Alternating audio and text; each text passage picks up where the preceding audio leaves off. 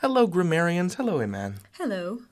Today we're going to be talking about 4 sets of frequently confused words. And the one that I want to begin with is advice and advise. How do we keep these 2 words straight? Well, first of all, advice with a C is a noun, and advise with an S is a verb.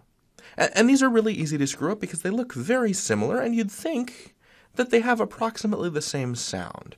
But the C in advice actually ends up having a S sound, an S. And the S in advise ends up having a Z sound, a Z sound.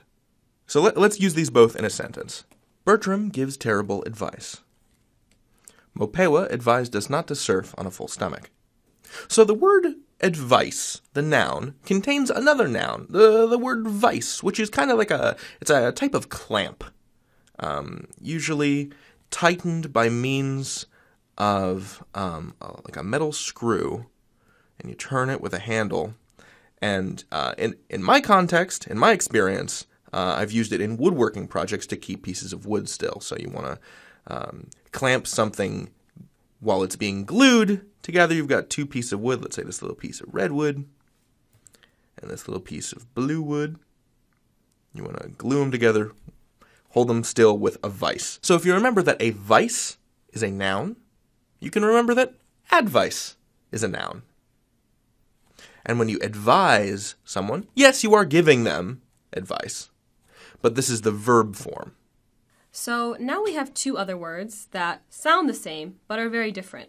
We have allowed and allowed. Now they're both adjectives, but they have different spellings and different meanings. So let's start with the first allowed, which is spelled A-L-O-U-D. Note that it has the word loud in it, which can help us remember that this word talks about something being spoken loudly. So let's use that in a sentence. Ginny muttered aloud. So when we say aloud, A-L-O-U-D, we mean it's audible, it can be heard. It contains that word aloud. Cool. What's this next one? Allowed with 2 L's. And a good way to remember this is to think about the word legal, which has 2 L's. If something is legal, it is also allowed or Nice. Permissible. So let's think of an example. Oliver allowed no peppers in his soup. Very allergic. He's very allergic, yes. Similarly, you might be allowed to drive at 60 miles per hour because it is legal to drive at that speed. Sweet.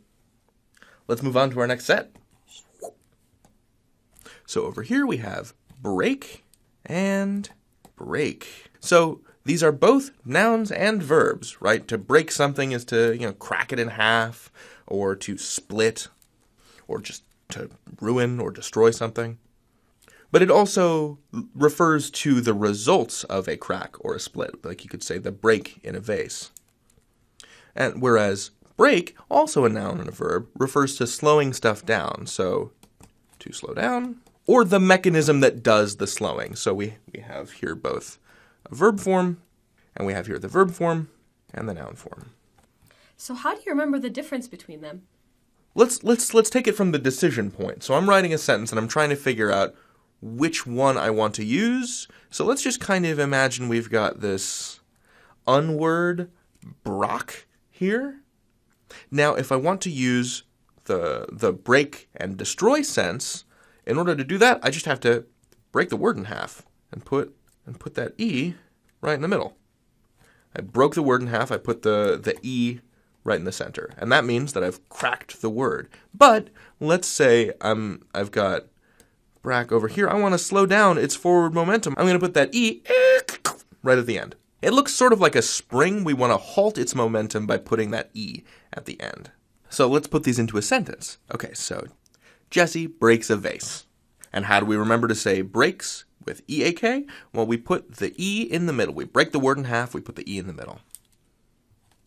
Let's do the other one. Paolo slammed on the brakes. And how do we remember we want to have the E at the end? Well, the E is trying to slow Paolo down. We're trying to halt that momentum by putting that spring-looking E at the end of the word. This one's one of my favorites. It's the difference between bear, B-E-A-R, and bear, B-A-R-E. Now the word bear, E-A-R, can be either a verb or a noun. And when it's a noun, it's this critter.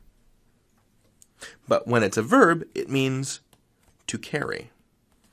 And B-A-R-E is an adjective meaning naked or empty. And when I say bear as a verb, I mean that in the sense of bearing a burden, if you've heard that expression. Or if you've ever heard somebody say, I can't bear it. That literally means I can't carry it, but metaphorically it means I can't withstand it. And bare is something more like the cupboards were bare, meaning empty. You know, open up the cupboard, a fly comes out, something like that. So how do we keep these two words separate? Well, all you have to remember is this simple mnemonic. E before A, take it away. A before E, everyone can see that you are naked or that your cupboard is empty. So those are just a couple of mnemonic devices, just memory aids that will ideally assist you in keeping these sets of words straight. You can learn anything. David out. E-man out.